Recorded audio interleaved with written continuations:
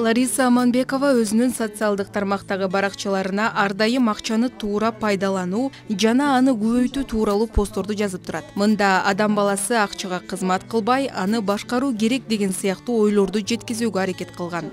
Акчаны сүйүш керек.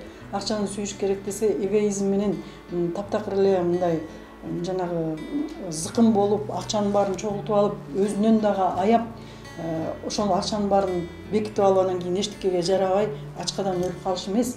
Акча деген сага кубаныч алып келиш керек. Акча сенин ошол керектүү нерсеңе сатып алганга жараш керек да. Ар бирибизди ойлондурган бир суроо бар. Канткенде капчык калыңдайт деген. Анткени акча ар бир адамга керек. Жашообуз кайра эле келип каражат маселесине байланышат. Демек, акча кандай мамилени жакшы көрөт?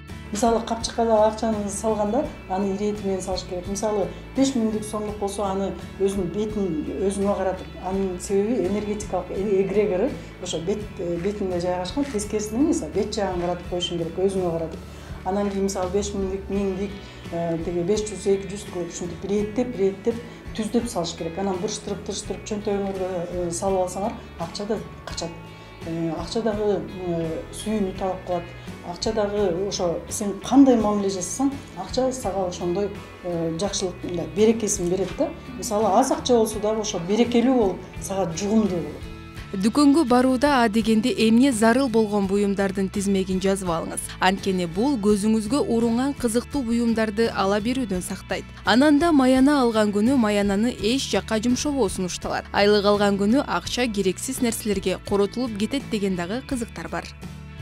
Бирок арзандап атыптыр деп эле мен ар бир магазинге кире бербейм. Мага керектүү гана кезде мындай магазиндерге кирип, дүкөндөргө кирип бир нерсе өзүмө керектүү болгон кезде гана кирбесем, аны арзанбы же кымбатпы, мага керек болсо, жакса, мен эч качан мындай өзүмдү ограничить этпейм. Эл арасында акча топтоо үчүн агада туура мамиле жасоо керек деп айтылып келет. Мисалы, акча иреттүүлүктү жакшы көрөт. Аны бирөөгө берип, алганда да айрым эрежелер кармалуусу керек деп айтылат. Болбосо жөн эле кооз кагаз деп болсок болот. Анын энергиясы жок болсо, жөн эле кагаз же металл. Анын энергиясы каяктан келет? Ал энергияны адам өзү жаратат. Мисалы, ошол акчаны ойлоп таап, анан ушул акчага 1 килограмм кумшекер келет же 1 килограмм картошка келет. Анын баасы мынча деп, анын баарын адам ойлоп таптык, аны Кудай жараткан жок.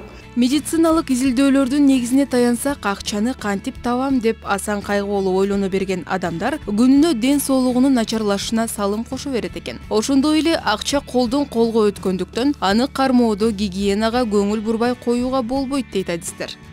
Акча колдонуудагы атайын гигиеналык талаптар иштелип чыккан эмес, андай атайлап иштелип чыккан гигиеналык талаптар жок.